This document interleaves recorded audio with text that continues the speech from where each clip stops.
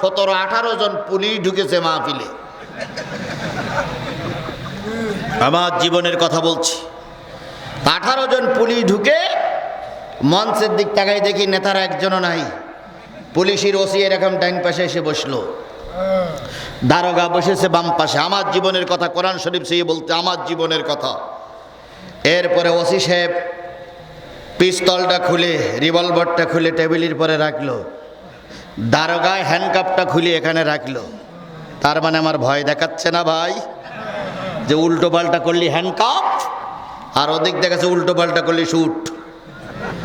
কারণ আমার গতিটা আমি আলোচনা করেই যাচ্ছি। সময় আছে আর মাত্র 15 মিনিট, 12টা বাজে।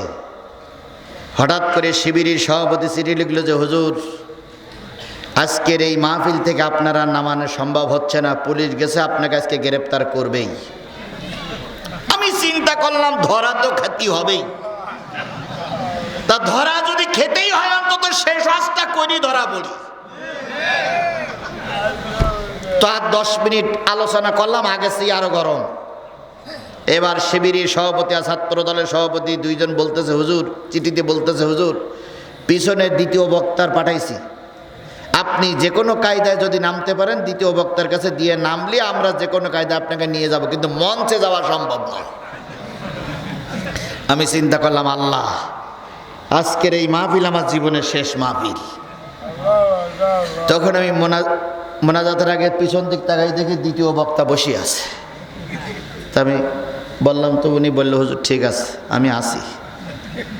এবার আমি ওসি সাহেবের হাত ধরলাম, ধরে বলতেছি ভাই ভালো আছেন? ওসি বলতেছে ভালো। ভাই বাড়ি কোথায়? নাটোর। ভাই আপনার বাপ মা আছে? বাপ আছে মা নাই। আল্লাহ, সম্মানিত ওসি সাহেবের মা নাই, এমন একজন ভালো লোককে যে মা পেটে ধারণ করেছিল, সেই মা নিশ্চয়ই উত্তম গর্ভবতী মা। আজকে যদি ওই মা বেঁচে থাকতো, ছেলে যদি মঞ্চে ওসিগিরি করতেছে দেখতো, মা খুশি হয়ে যেত। আল্লাহ ওসির মাকে আল্লাহ তুমি জান্নাতের মেহমান বানায়া দাও। ওসি কয় আল্লাহুম্মা আমিন। তাহলে একটু কন্ট্রোল হয়েছে না এটা। এবার দারোগার পালা। বাম হাত দিয়ে দারোগার হাতখানা ধরে বলতেছি ভাই রাকিব ভাই, ওনার বাড়ি হলো, উনি হলো রাকিব। রাকিব ভাই আপনার মা বাপ? উনি নরম সুরে বলতেছে হুজুর আমার মাও নাই বাপও নাই। আল্লাহ, এতিম যদি কেউ দেখতে চায় সে যেন রাকিব ভাইয়ের দিকে তাকায়। এই মাহফিলে একটাই মাত্র এতিম লোক হলো দারোগা, যার মাও নাই তার বাপও নাই, সেই হলো প্রকৃত এতিম। আয় আল্লাহ, রাকিবুল ইসলাম রাকিব ভাইয়ের মার বাপকে তুমি জান্নাতের 7ম স্থানে রেখে দাও। রাকিব কয় আল্লাহুম্মা আমিন। এবার জিজ্ঞেস করলাম রাকিব ভাই আপনার বাড়ি কনে? উনি বলেন দিনাজপুর জেলার। দিনাজপুর জেলার কি যেন একটা থানার নাম বলল। এবার দুইজনকে একটু কন্ট্রোল করে নিলাম। নেওয়ার পর মোনাজাতের আর মাত্র 5 মিনিট বাকি। তখন দুইজনের হাত ধরে বলতেছি ভাই চোখ আলগা করে মোনাজাত আর চোখ বুঝিয়ে মোনাজাত এক না।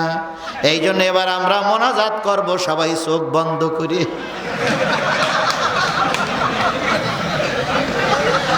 ও ভাই, চারিদিকতে পুলিশ আমার ঘিরে ধরেছে, তাই বেরোতে হবে না ভাই, বুদ্ধি তো এটা বেরি করা লাগবে ভাই। এটা আমলিগির সময়ের আমলের কথা বলতেছি ভালো। এখন যেহেতু ঈদের পরের দিনের মাহফিল, একটু সব দিকে একটু খেয়াল করে বলি। এখন এইবার দুইজনের বলে কইয়ে এবার ঠান্ডা করে বললাম যে ভাই চোখ বন্ধ করে মোনাজাত করলে এতে আল্লাহ খুশি হয়। ওনারা বললে হুজুর ঠিক আছে।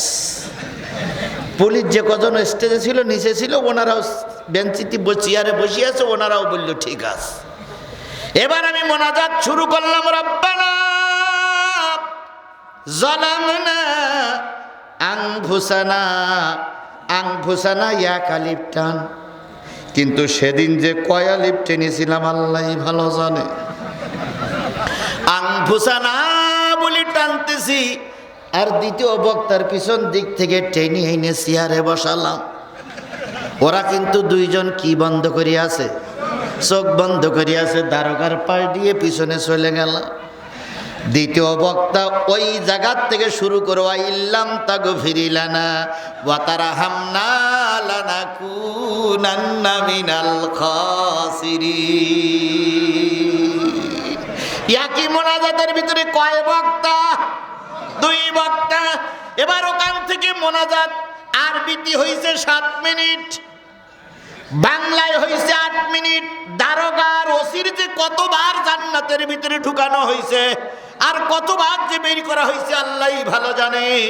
15 মিনিট পরে মোনাজাত দ্বিতীয় বক্তা যখন সেরে ফেলেছে, দ্বিতীয় বক্তা যখন লা ইলাহা ইল্লাল্লাহু মুহাম্মাদুর রাসূলুল্লাহ বলে মোনাজাত শেষ করেছে, ওসি ধরেছে ডান হাত, দারোগা ধরেছে বাম হাত। কোন বক্তার? এই কথা বলেন, কোন বক্তার? ওসি কয়, হুজুর এতক্ষণ কি ওয়াজ করলেন আপনি?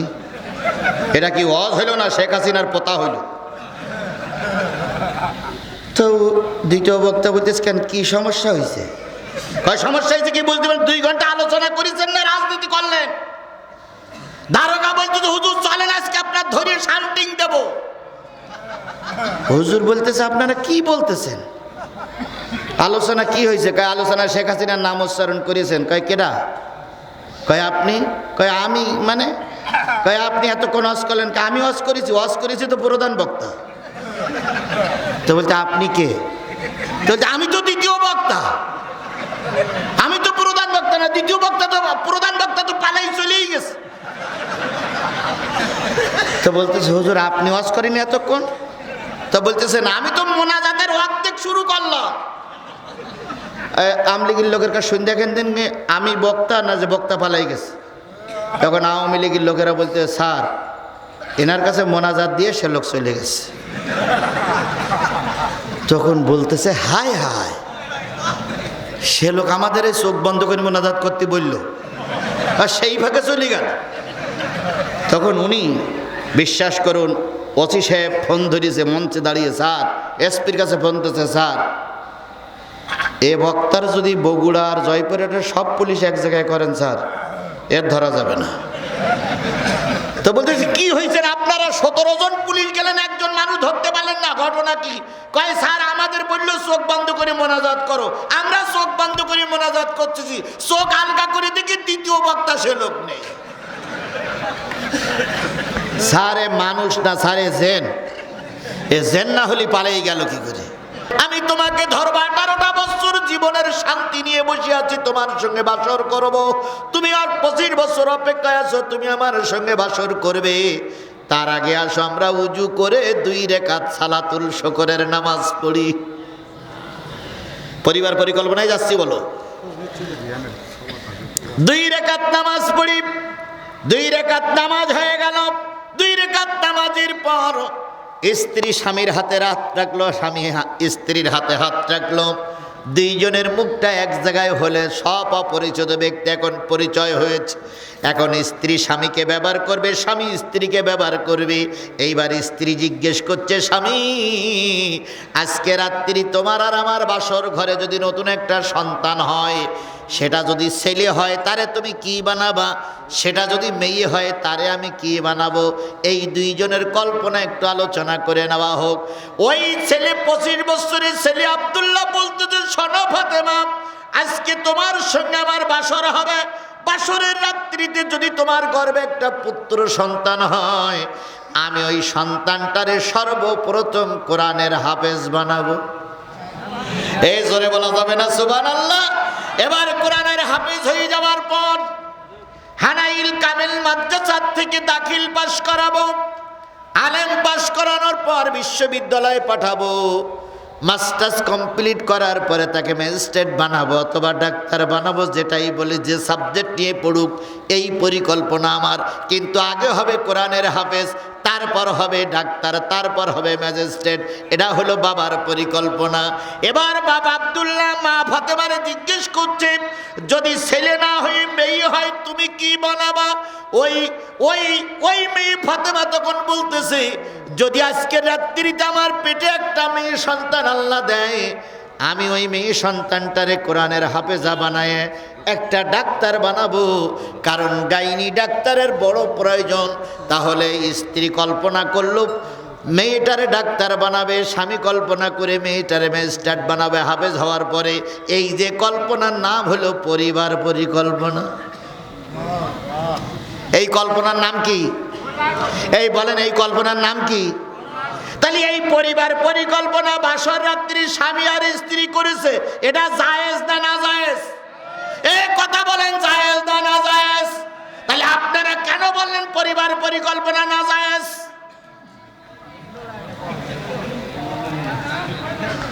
এইবার এইরকম পরিবার পরিকল্পনা সব ছেলে মেয়েরা যদি করে, ওদের যে সন্তান হবে সন্তানগুলো সব দিনদার হবে। তাহলে এইরকম পরিবার পরিকল্পনা করা আমাদের জন্য শুধু জায়েজ নয়, ফরজ। কথা বলেন ঠিক না বেঠিক? আবার এমনটি হবে না যে গাল দিয়েছেন যিনি রেজেক্ট দেবেন তিনি, মরে যাবার আগে 17টা ছেলে মেয়ের বাপ হয়ে গেলে 42টা গুণে ছেলে মেয়ে খুঁজে পাওয়া যায় না, ওরকম বাপ হবার দরকার নাই। বাজারে গেছে তা করিম ভাই জিজ্ঞেস করছে, রহিম ভাই ছেলে মেয়ে কয়জন? কয়ে বাড়িকে বালিশ গুনতে হবে, তারপর বোঝা যাবে কয়জন ছেলে মেয়ে। অত ছেলে মেয়ের বাপ হইতে বলিস কেটা আপনার? আপনি তখন বলবেন না আমি ধৈর্য ধারণ করতে পারি না। তা ধৈর্য ধারণ করতে না পারতে এই ছেলে মেয়ে যে দিয়ে গেলে রেখে গেলে এদের খাওয়ার দাওয়ার ব্যবস্থা কে করবে? এই জন্য পরিবার পরিকল্পনা করা জায়েজ, তবে সে পরিবার পরিকল্পনা কোরআন হাদিস মোতাবেক হওয়া লাগবে। কথা ক্লিয়ার? কারণ রেজেক কে দেয়? শেখ হাসিনা দেয় না, দেয়? বর্তমান সরকার কি রেজেক দেবে? জামাত ইসলাম ক্ষমতায় গেলেও কি তারা রেজেক দিতে পারত? রেজেক কার হাতে? নাহানু নারযুকুকুম ওয়া ইয়াহুম, জেনে নিও তোমাদের রেজেক আমি দেই, আর যারা দুনিয়া আসবে তাদের রেজেকের ব্যবস্থা আমি আল্লাহই করি। ওয়ালা তাকতুলু না, এরপরে হলো নাহানু নারযুকুকুম ওয়া ইয়াকুম ওয়ালা তাকরাবু ওয়ালা তাকরাবুল ফাওয়াহিশা মা যাহারা মিনহা ওয়া মা বাতান। আল্লাহ বললেন অশ্লীল কাজের ধারে কাছেও যাবে না, কি বলে প্রকাশ্য যাবে না, গোপনেও যাবে না। তার মানে জেনা ব্যভিচার করবে না, কাটুম বাটুম করবে না, প্রকাশ্যও করবে না, গোপনেও করবে না। আজকে সবচেয়ে সমাজের বড় ব্যাধি হচ্ছে, আরো জোরে বলেন কি? ছেলে গেছে বিদেশে, বউর হাতে আছে মোবাইল অ্যান্ড্রয়েড সেট। এই মোবাইলের কথা বলতে বলতে দেখা গেল দুই ছেলের মা ভ্যানাওয়ালার সঙ্গে চলিয়া গিয়াছে। এরকম কি জয়পুরহাটের দিক হয়? শুধুমাত্র কিসের কারণে? এই মোবাইল আর এই টেলিভিশন ঘরে ঢোকার কারণে অন্যায় কাজ চলছে। যদি ইসলামী একটা সরকার আমরা প্রতিষ্ঠা করতে পারতাম, অন্তত অশ্লীল কার্যকলাপ কিছুটা হলে বন্ধ হতো। বর্তমান সরকার ইসলামের পক্ষের সরকার, বর্তমান তারেক জিয়া ধর্মীয় পন্থী সরকার। কারণ তিনি 5 ওয়াক্ত নামাজি, কারণ তার স্ত্রী নামাজি, তার মেয়ে নামাজি, তারা নামাজি ঘরের ছেলে। এই জন্য আমরা চাই অনইসলামী কার্যকলাপ বন্ধ করে ইসলামের একটা পরিবেশ বাংলাদেশে তৈরি হয়ে যায়। এই জন্য প্রকাশ্যে এবং গোপনে অশ্লীল কাজের সাপোর্ট করা যাবে না, অশ্লীল কাজের পক্ষে যাওয়া যাবে না। ওয়ালা তাকতুলুন নাফসাল্লাতী হারামাল্লাহু ইল্লা বিল হক, অন্যায়ভাবে কাউকে হত্যা করা যাবে না। কে নিষেধ করেছে? এই কথা বলেন, কে নিষেধ করেছে? আপনাদের জয়পুরহাটের একজন বিএনপি নেতা মারা গিয়েছিল, নাম তার আব্দুল আলিম। আব্দুল আলিম নাম শুনেছেন আপনারা? ওনাকে আমার বিশ্বাস অন্যায়ভাবে তৎকালীন সরকার অন্যায়ভাবে মেরেছিল। কথা বলেন ঠিক না বেঠিক? আল্লামা সাঈদীর অন্যায়ভাবে মেরেছে না ন্যায়ের পক্ষে থেকে মেরেছে? সুতরাং অন্যায়ভাবে কাউকে হত্যা করা যাবে না। অন্যায়ভাবে কাউকে হত্যা করলে তোমারও হত্যার খাতায় নাম তোলা লাগবে। এই জন্য অন্যায়ভাবে কাউকে হত্যা করতে কে নিষেধ করেছে? আমরা অন্যায়ভাবে কারোর পরে মামলা দেব না, অন্যায়ভাবে কাউকে হত্যা করব না। বাইরে তুমি এখন পাওয়ারে আসো, তুমি যদি একজনকে কাঁদাও আল্লাহ তোমারও কাঁদাবে।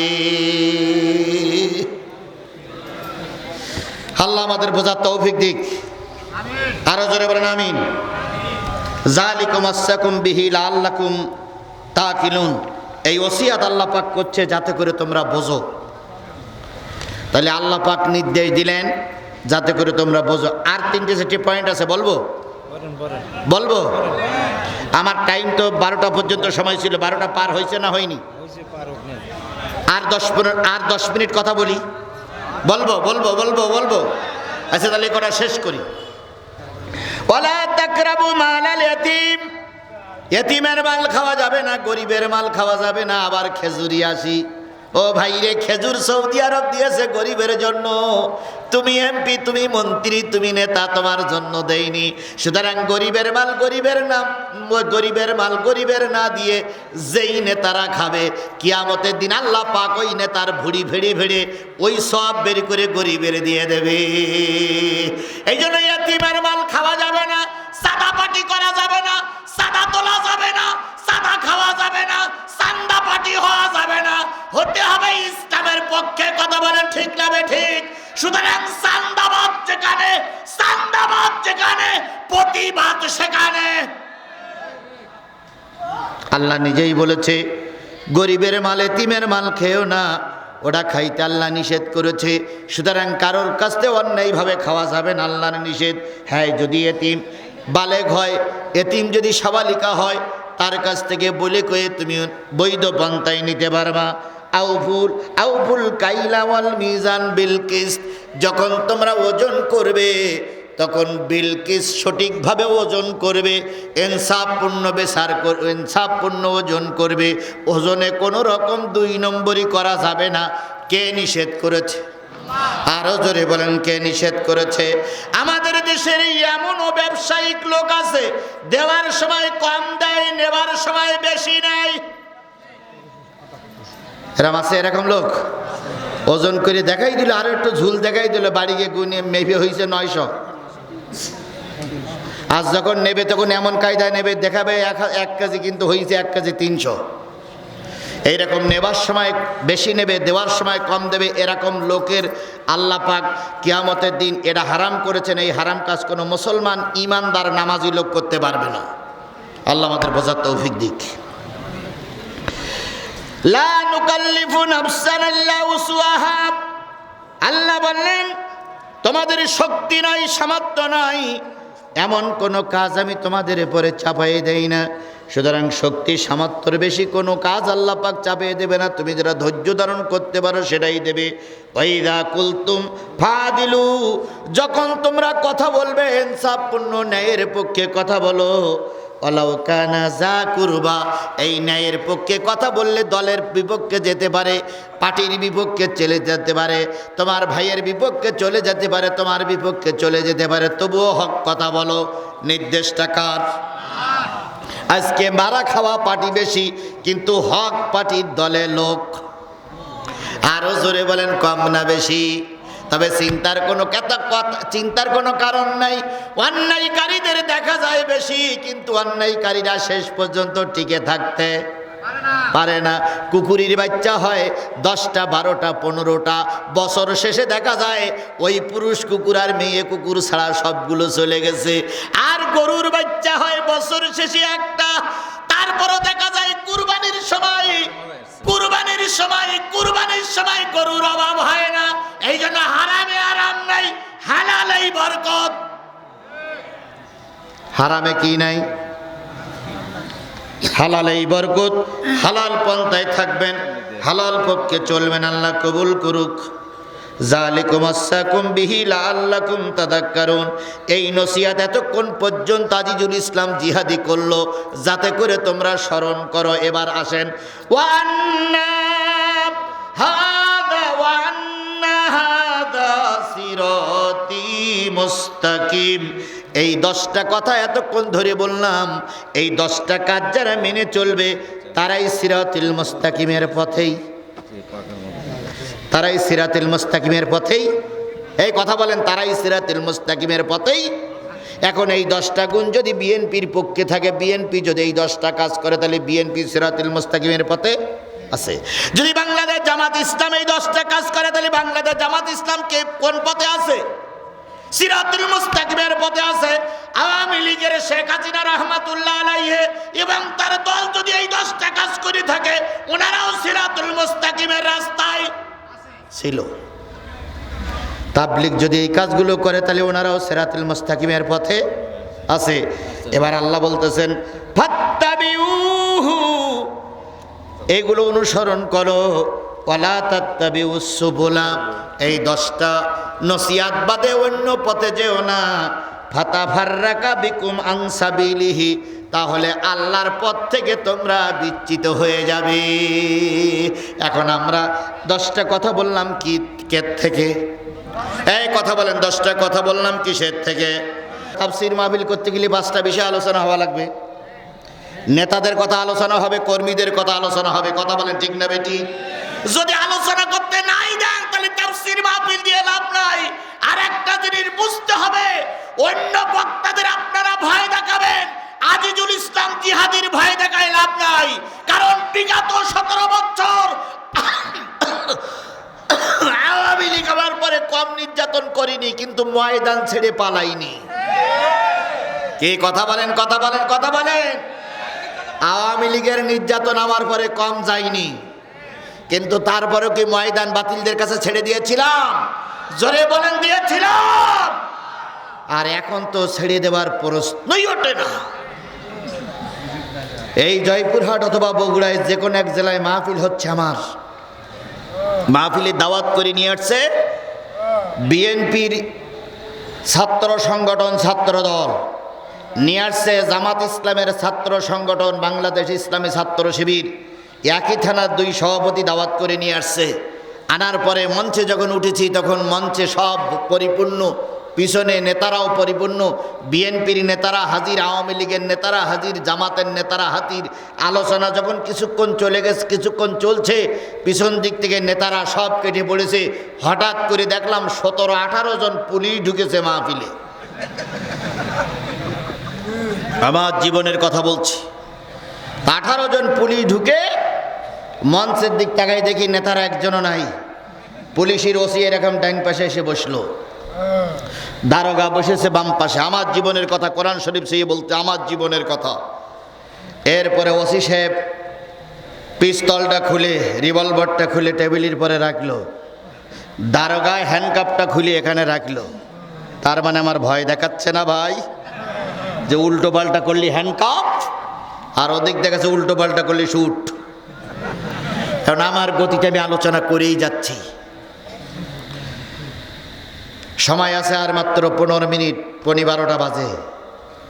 হঠাৎ করে শিবিরের সভাপতি চিঠি লিখলো যে হুজুর, আজকের এই মাহফিল থেকে আপনারা নামানো সম্ভব হচ্ছে না, পুলিশ গেছে আপনাকে আজকে গ্রেপ্তার করবেই। আমি চিন্তা করলাম ধরা তো খেতে হবেই, তা ধরা যদি খেতেই হয় অন্তত শেষ রাস্তা করি ধরা বলি। তো আর 10 মিনিট আলোচনা করলাম, আগে সেই আরো গরম।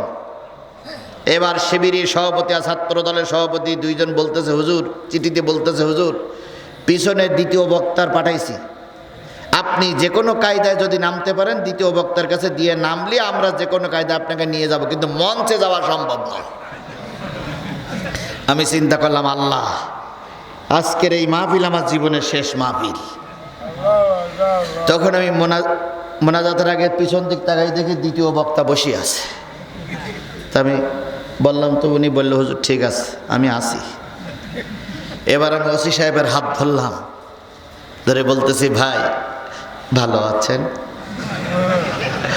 ওসি বলতেছে ভালো। ভাই বাড়ি কোথায়? নাটোর। ভাই আপনার বাপ মা আছে? বাপ আছে, মা নাই। আল্লাহ, সম্মানিত ওসি সাহেবের মা নাই, এমন একজন ভালো লোককে যে মা পেটে ধারণ করেছিল, সেই মা নিশ্চয়ই উত্তম গর্ভবতী মা। আজকে যদি ওই মা বেঁচে থাকতো, ছেলে যদি মঞ্চে ওসিগিরি করতেছে দেখতো, মা খুশি হয়ে যেত। আল্লাহ ওসির মাকে আল্লাহ তুমি জান্নাতের মেহমান বানায়া দাও। ওসি কয় আল্লাহুম্মা আমিন। তাহলে একটু কন্ট্রোল হয়েছে না এটা। এবার দারোগার পালা। বাম হাত দিয়ে দারোগার হাতখানা ধরে বলতেছি, ভাই রাকিব ভাই, ওনার বাড়ি হলো, উনি হলো রাকিব। রাকিব ভাই আপনার মা বাপ? উনি নরম সুরে বলতেছে, হুজুর আমার মাও নাই বাপও নাই। আল্লাহ, এতিম যদি কেউ দেখতে চায় সে যেন রাকিব ভাই দিকে তাকায়। এই মাহফিলে একটাই মাত্র এতিম লোক হলো দারোগা, যার মাও নাই তার বাপও নাই, সেই হলো প্রকৃত এতিম। আয় আল্লাহ, রাকিবুল ইসলাম রাকিব ভাইয়ের মার বাপকে তুমি জান্নাতের 7ম স্থানে রেখে দাও। রাকিব কয় আল্লাহুম্মা আমিন। এবার জিজ্ঞেস করলাম, রাকিব ভাই আপনার বাড়ি কোনে? উনি বলেন দিনাজপুর জেলার। দিনাজপুর জেলার কি যেন একটা থানার নাম বলল। এবার দুইজনকে একটু কন্ট্রোল করে নিলাম। নেওয়ার পর মোনাজাতের আর মাত্র 5 মিনিট বাকি। তখন দুইজনের হাত ধরে বলতেছি, ভাই চোখ আলগা করে মোনাজাত আর চোখ বুঝিয়ে মোনাজাত এক না। এই জন্য এবার আমরা মোনাজাত করব সবাই চোখ বন্ধ করে।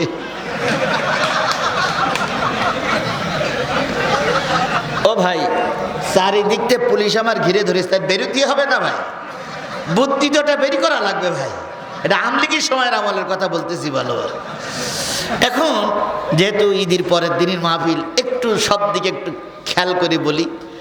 এখন এইবার দুইজনের বলে কইয়ে এবার ঠান্ডা করে বললাম যে ভাই চোখ বন্ধ করে মোনাজাত করলে এতে আল্লাহ খুশি হয়। ওনারা বললে হুজুর ঠিক আছে। পুলিশ যে কজন স্টেজে ছিল নিচে ছিল, ওনারাও বেঞ্চিতে চেয়ারে বসে আছে, ওনারাও বলল ঠিক আছে। এবার আমি মোনাজাত শুরু করলাম। রব্বানা যালামনা আনফুসানা। আনফুসানা ইয়া কালিফ টান, কিন্তু সেদিন যে কয়া লিপ টেনেছিলাম আল্লাহই ভালো জানে। আনফুসানা বলে টানতেছি, আর দ্বিতীয় বক্তার পিছন দিক থেকে টেনে এনে চেয়ারে বসালাম। ওরা কিন্তু দুইজন কি বন্ধ করে আছে? চোখ বন্ধ করে আছে। দারোগার পাশ দিয়ে পিছনে চলে গেল। দ্বিতীয় বক্তা ওই জায়গার থেকে শুরু করো, আইল্লাম তাগফিরি লানা ওয়া তারহামনা লানাকুনান্না মিনাল খাসিরিন। একই মোনাজাতের ভিতরে কয় বক্তা? 2 বক্তা। এবার ওখান থেকে মোনাজাত আরবিতে হয়েছে 7 মিনিট, বাংলায় হয়েছে 8 মিনিট। দারোগার ওসির যে কতবার জান্নাতের ভিতরে ঢুকানো হয়েছে আর কতবার যে বের করা হয়েছে আল্লাহই ভালো জানে। 15 মিনিট পরে মোনাজাত দ্বিতীয় বক্তা যখন সেরে ফেলেছে, দ্বিতীয় বক্তা যখন লা ইলাহা ইল্লাল্লাহু মুহাম্মাদুর রাসূলুল্লাহ বলে মোনাজাত শেষ করেছে, ওসি ধরেছে ডান হাত, দারোগা ধরেছে বাম হাত। কোন বক্তার? এই কথা বলেন, কোন বক্তার? ওসি কয় হুজুর এতক্ষণ কি ওয়াজ করলেন আপনি?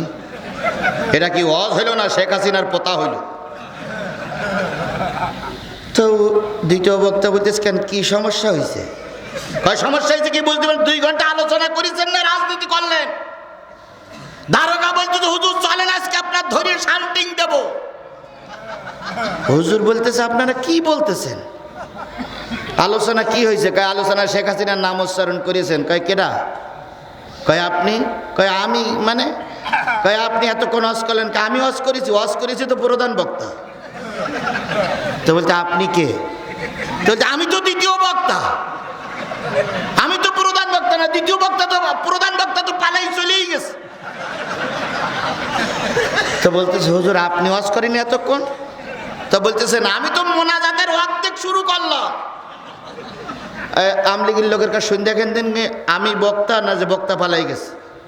তখন আওয়ামী লীগের লোকেরা বলতে, স্যার এনার কাছে মোনাজাত দিয়ে সে লোক চলে গেছে।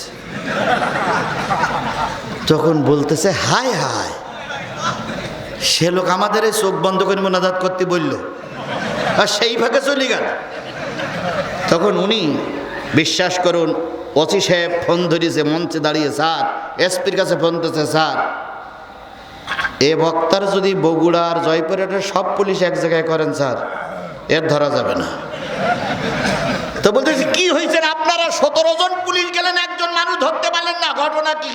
কয় স্যার আমাদের বললো চোখ বন্ধ করে মোনাজাত করো, আমরা চোখ বন্ধ করে মোনাজাত করতেছি, চোখ হালকা করে দেখি দ্বিতীয় বক্তা সে লোক নেই।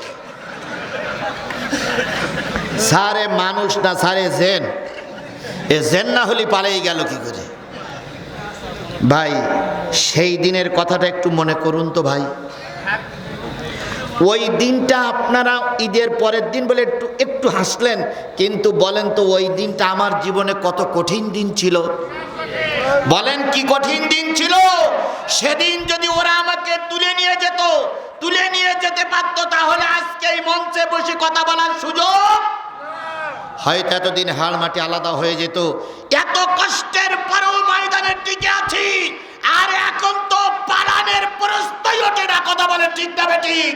সুতরাং এখন যদি কেউ বাধা দেয়, সে যেন তার বাপ মার কাছ থেকে বিদায় নিয়ে আসে। কথা বলেন, কথা বলেন, কথা বলেন। কারণ জনগণ এতদিন চুপ ছিল, এখন আর চুপ, এখন আর চুপ।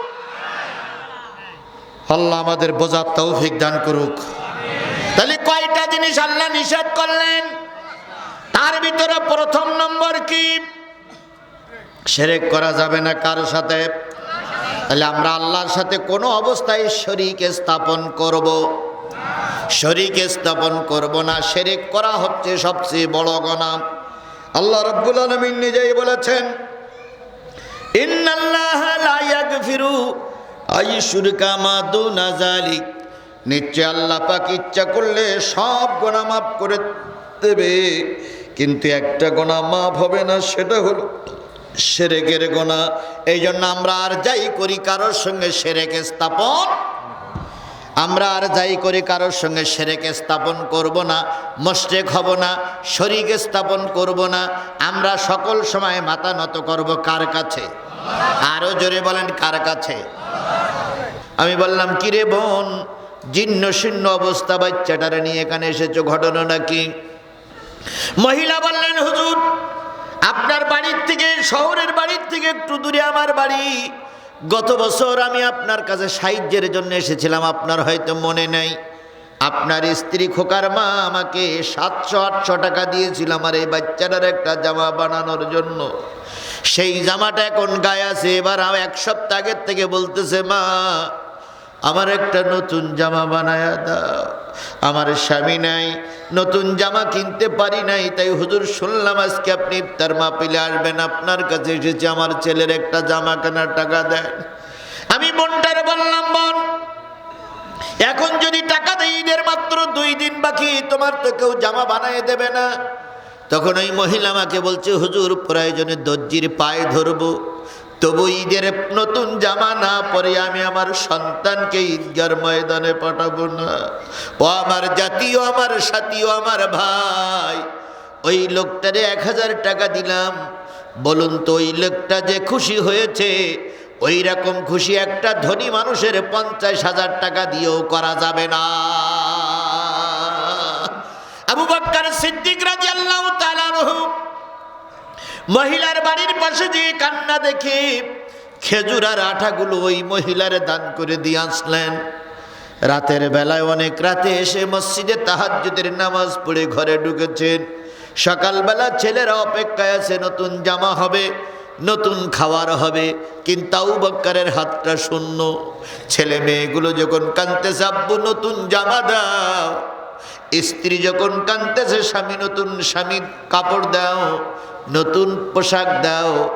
আবু বকর ওদের মাথায় হাত দিয়ে বললেন, মারে আমি এমন একজন অসহায় পিতা, তোদের মুখে হাসি ফুটাতে পারলাম না, কারণ আমি বুঝতেছি তোদের চাইতে ওই মহিলারা বেশি অসহায়। তাই কালকের রুটি আর কালকের আটার খেজুরগুলো ওদের দান করে দিয়ে এসেছি। ঈদের দিন রাত্রে আবু বকর ঘুমায় আছে, কে যেন স্বপ্নের ভিতরে বলতেছে, আবু বকর গরিবের মুখে হাসি ফুটেছো। আল্লাহ পাক তোমার জন্য জান্নাতে নতুন একটা ঘর সাজিয়ে রেখেছে। তোমার মৃত্যুর পরপরই আল্লাহ পাক ওই ঘরে তোমার ঢোকার সুযোগ করে দেবে। ও আমার ভাইরা, যেই জায়গাটা বসে আমরা ওয়াজ শুনতেছি এই জায়গাটার নাম হলো ভেটি ঈদগাহ ময়দান। কথা বলেন ঠিক না বেঠিক? এই ঈদগাহ ময়দানে নিশ্চয়ই লোক গান বাজনা করে। কি পড়ে? জোরে বলেন। ঈদগাহর ময়দানে কি হয়? নামাজ হয়। মসজিদে কি হয়? নামাজ হয়। এই ঈদগাহর ময়দানটা সংরক্ষণ করা মানে হলো মসজিদ সংরক্ষণ করা। ঈদগাহর পাঁচিল মনে হয়ে গেছে না? পাঁচিল হয়েছে, গেটও হয়ে গেছে। ঈদগাহটা খুব সুন্দর হয়েছে। কর্তৃপক্ষর এখানে সব সংকলন হয় না, তাই কর্তৃপক্ষ আরো 20 শতক জায়গা সম্ভবত কিনেছে। 20 শতক জায়গা কেনার জন্য 10 লাখ টাকা বায়না দিয়েছে। 10 লাখ টাকার থেকে 10 লাখ টাকা বায়না দিয়েছে, আর দরকার হলো 20 লাখ। 1 শতক জায়গার দাম কত বললো? 1,50,000। আজকের ভারপ্রাপ্ত চেয়ারম্যান কত দিয়েছে? 1 শতক জায়গার দাম দিয়েছে। আচ্ছা, চেয়ারম্যান সাহেব 1 শতক জায়গার দাম দিয়েছে, আল্লাহ ওনার দানটা কবুল করুক। আরো জোরে বলেন আমিন। আমি ওই দিকে যাচ্ছি না, শুধু এতটুকু বলি, ঈদগাহর এই জায়গাটা যদি কর্তৃপক্ষ কিনে নিতে পারে, ইসলামের ক্ষতি হবে না উপকার হবে? জোরে বলেন, ক্ষতি হবে না উপকার হবে? তাহলে একজন ভারপ্রাপ্ত চেয়ারম্যান উনি যদি 1 শতক জায়গা কিনে দেয়, আমাদের এই এলাকায় সব মরিয়ে যাওয়াই ভালো। তাহলে আপনারাও কি একটু শরিক থাকতে পারবেন না? পারবেন কিনা সেটা পরের কথা। আমি আপনাদের কাছে ছোট্ট একটা দাবি করি, ভারপ্রাপ্ত চেয়ারম্যান 1 শতক জায়গা কিনে দেওয়ার জন্য আওদা করেছেন। আচ্ছা, এনার অবস্থা ভালো না খারাপ? উনি কি আর 1 শতক জায়গার টাকা দাবি করলে উনি দেওয়ার সমর্থন আর আছে? কি 2 শতক না 1 শতক? মানে 1 শতক উনি নিজে দিচ্ছে। আজ যদি 2 শতকের দাবি করি তাহলে কি উনি দিতে পারবেন বলে মনে হয়? ও ভাই, আমি তো ওনার অবস্থা জানি না, অবস্থা আপনারাই জানেন। আবার আগামী নির্বাচনে ওনারাকে ভোট দেবেন আপনারা, আমি বলে ভোট দেব না। তাহলে এখন আপনারাই ভোটার, ওনাকে ভোট দেবেন, ওনারা সাপোর্ট করবেন। তাহলে আজকের এই দিনে আমরা দাবি করছি যে নির্বাচনের সময় বেশি টাকা খরচ করতে হবে না। আল্লাহর হস্তে ঈদগাহর জন্য আরো 2 শতক জায়গা দেখ, ভোটের সময় আমরা কিছু দাবি করব না, সাপোর্টটা ওনারাই করব। এ ব্যাপারে আপনারা সবাই আমার সঙ্গে একমত তো? জোরে বলেন একমত তো? তাহলে আজকে এই হাজারো জনতার পক্ষ থেকে দাবি করছি, উনি 3 শতক জায়গায় 1 শতক নিজে বলেছে, আর 2 শতক জায়গার টাকা উনি দেবে। আচ্ছা, কারা কারা একমত? লিদাইনে ইহসানা, আল্লাহ বললেন পিতামাতার সঙ্গে সুন্দর আচরণ করো, পিতামাতার সঙ্গে দুর্ব্যবহার করা যাবে না।